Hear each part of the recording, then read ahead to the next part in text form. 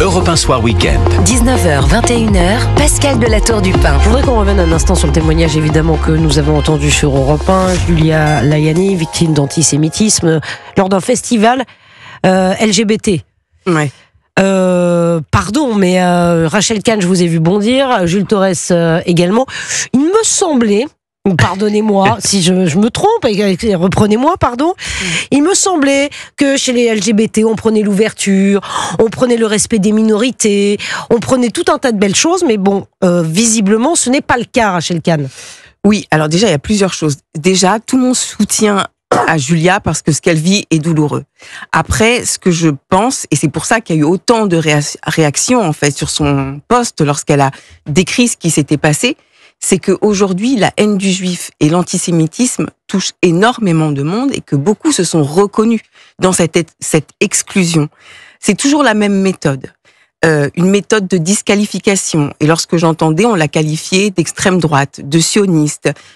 Alors, je vous passe les mots d'apartheid, de génocide, de colonisateur. Cette méthode est une méthode de ségrégation, d'apartheid réel, et notamment lorsque ça touche aux questions des droits fondamentaux. C'est-à-dire qu'aujourd'hui, la question des droits fondamentaux est prise en otage, entre guillemets, en otage idéologique par cette extrême gauche qui exclut finalement les juifs de ce militantisme-là.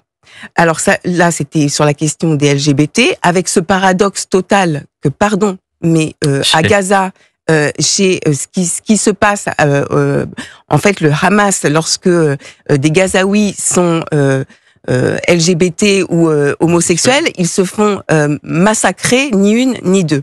De la même manière, sur la question, par exemple, des luttes contre le racisme, moi j'ai pu le vivre très clairement, c'est-à-dire que lorsque vous militez contre les discriminations, mais que vous êtes juive, apparemment ça ne passe pas. Et en fait, moi, ce qui s'est passé pour Julia, c'est quand même, il faut regarder la réalité en face.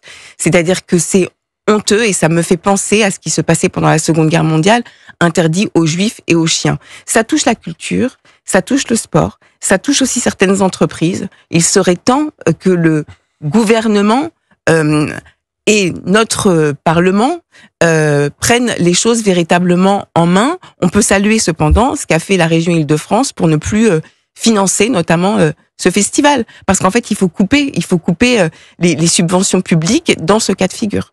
Jules Torres.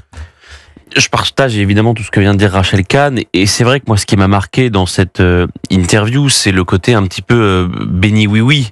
C'est-à-dire que elle a été vraiment la cible d'un torrent, d'une vague antisémite, sans aucune excuse, avec des relais médiatiques sur les réseaux sociaux plus que scandaleux. C'est-à-dire que on a cette gauche qui, dès qu'il y a une petite discrimination, dès qu'il y a quelque chose à monter en épingle, ils sont les premiers.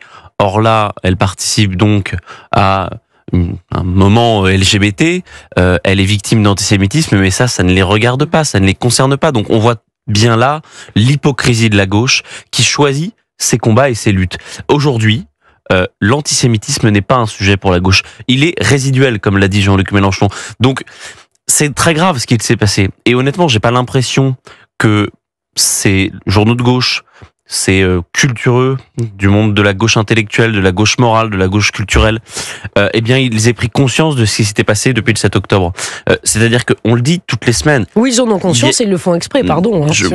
Non, encore une fois, je pense malheureusement que ce n'est pas fait exprès, que ça participe, qu'ils sont instrumentalisés par des personnes qui, pour le coup, ont théorisé ça. Il y a des personnalités politiques qui, évidemment, soufflent sur les braises de l'antisémitisme. Ça, on le sait, et on sait pourquoi ils le font à des fins électorales. En revanche, je pense vraiment que ici, il n'y a pas il y a pas de, comment dire, ils ne partagent pas aujourd'hui ce qu'il se passe avec nos compatriotes juifs. C'est-à-dire qu'ils n'ont pas ce sentiment-là qu'il y a une augmentation grandissante des actes antisémites, qu'aujourd'hui, un juif en France, il n'est pas en sécurité. Un juif en Europe, il n'est pas en sécurité. On a vu ce qui s'est passé à Amsterdam. Et même un juif en Israël, aujourd'hui, n'est pas en sécurité. Et ça, il y a un impensé, notamment à gauche, de cette douleur qui est vécue par nos compatriotes juifs, et ils n'arrivent pas à l'intégrer. Et c'est encore pire quand il y a ce torrent de haine, cette vague antisémite, dans un dans un festival qui normalement Non mais prône effectivement charrie les belles idées morales de la gauche. Voilà. Exactement, l'ouverture aux minorités. C'est quand même hallucinant. Non mais c'est qu'on laisse faire ça, Rachel Kahn, c'est incroyable. C'est incroyable. Lui mettre une cible dans le dos clairement, parce que peut-être que Julia ne réalise pas tout à fait ce qui est en train de se passer pour elle. C'est que suite à cette histoire, elle va avoir une trace, une marque. C'est-à-dire qu'en fait, cette histoire, c'est lui mettre une étoile jaune sur la poitrine. C'est ça qui s'est passé. C'est honteux. Alors qu'elle n'avait rien demandé à personne. Alors qu'elle n'avait rien demandé, que c'est une militante, justement. Mais vous savez, il y a une guerre qui est menée aujourd'hui contre l'humanisme, contre l'universalisme, et cette pensée, cette bien-pensance décoloniale, indigéniste, intersectionnelle, elle est profondément le moteur aujourd'hui, parce qu'il y a un entrisme au sein de ces luttes, elle est le moteur de la haine du juif. Ouais, et vous avez vu, c'est pareil, alors ça c'est incroyable, cette haine, cet antisémitisme s'infiltre partout, y compris dans les jeux vidéo. Enfin évidemment, cette semaine, vous avez entendu parler du jeu vidéo Les Chevaliers d'Alexa. Affreux. Sur une plateforme, quand même le jeu, non mais c'est incroyable qu'il y ait une mise à jour ce mois-ci qui permet de recréer les attaques du 7 octobre. Ça a été interdit au Royaume-Uni et en France. Il se passe quoi ? Non mais c'est vrai que les autorités devraient, à mon avis, prendre la mesure de toute cette violence. Évidemment, la France peut être qualifiée de pays laxiste sur ce sujet-là. C'est vrai qu'il est scandaleux, intolérable que nos jeunes, que vos enfants, que moi, mes frères et sœurs, puissent jouer à ces jeux-là. Non, bien sûr que non, bien sûr que non. Ils sont bien éduqués par les grands frères.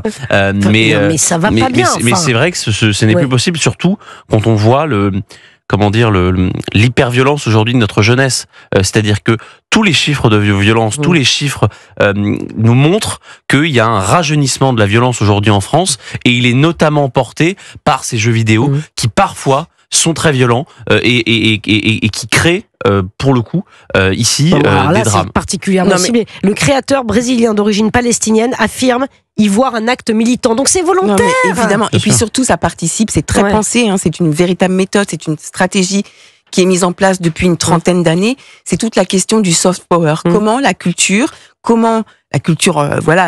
les jeux vidéo, les séries, etc., imbibent les esprits de notre jeunesse pour finalement être justement motrice de cette violence, mais avec ce fond d'antisémitisme. Effectivement, moi je trouve que nos dirigeants français n'aient pas mis le haut là et n'en aient pas parlé haut et fort, c'est aussi un signe de faiblesse et un signe de lâcheté. Et les frères musulmans sont tout à fait au courant de notre lâcheté, de notre faiblesse. Merci beaucoup Rachel Kahn. Jules Torres. Rachel Kahn, vous devez filer très très vite. Vous êtes attendu ailleurs. Jules Torres, il y a un journal à boucler là, non ? Moi j'aurais jusqu'au gong. Ah, vous êtes sympa, mais elle n'a pas le choix, pauvre Rachel. Merci.